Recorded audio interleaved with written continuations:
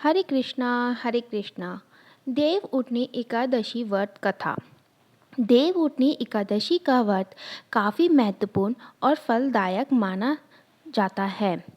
हर साल कार्तिक मास के शुक्ल पक्ष की तिथि पर देव उठनी एकादशी का व्रत रखा जाता है।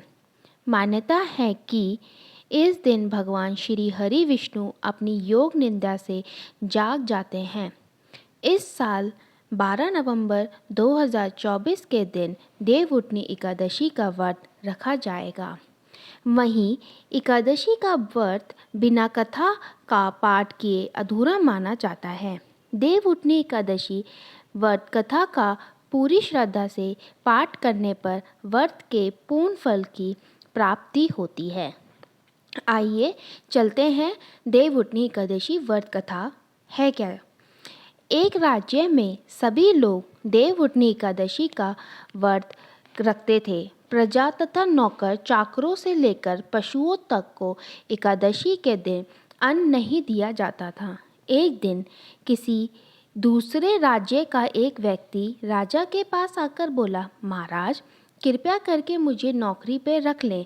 तब राजा ने उसके सामने एक शर्त रखी कि ठीक है रख लेते हैं, किंतु रोज तो तुम्हें अन्न मिलेगा, परंतु एकादशी के दिन तुम्हें अन्न नहीं मिलेगा।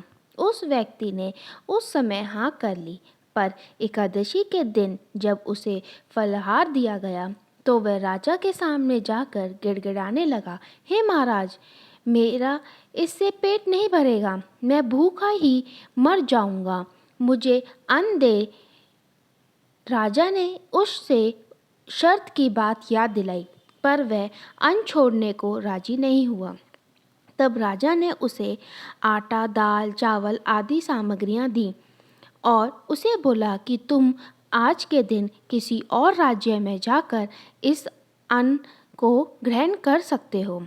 तो वह व्यक्ति एक नदी के पास पहुंचा और उसने स्नान कर फिर अपना भोजन पकाया। जब भोजन बन गया तो वह भगवान को बुलाने लगा, आओ भगवान, भोजन तैयार है, आप भी मेरे साथ इस भोजन को ग्रहण करें। उसके बुलाने पर श्री हरि भगवान विष्णु अपने रूप में आकर उसके साथ प्रेम पूर्वक भोजन करने लगे। भोजन करके भगवान अंतर्धान्य हो गए और वह अपने काम पर चला गया। 15 दिन के बाद अगली एकादशी को वह राजा से कहने लगा कि हे महाराज मुझे दुगना सामान दीजिए, इस दिन तो मैं भूखा ही रह गया था। राजा ने कारण पूछा तो उसने बताया कि मेरे साथ भगवान भी खाना खाते हैं, इसलिए हम दोनों के लिए यह अन्न की सामग्री पूरी नहीं होती है। ये सुनकर राजा को बड़ा आश्चर्य हुआ।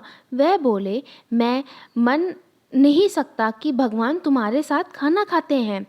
मैं तो इतना व्रत रखता हूँ, पूजा पाठ करता हूँ और भगवान ने मुझे आज तक कभी कोई दर्शन नहीं दिए।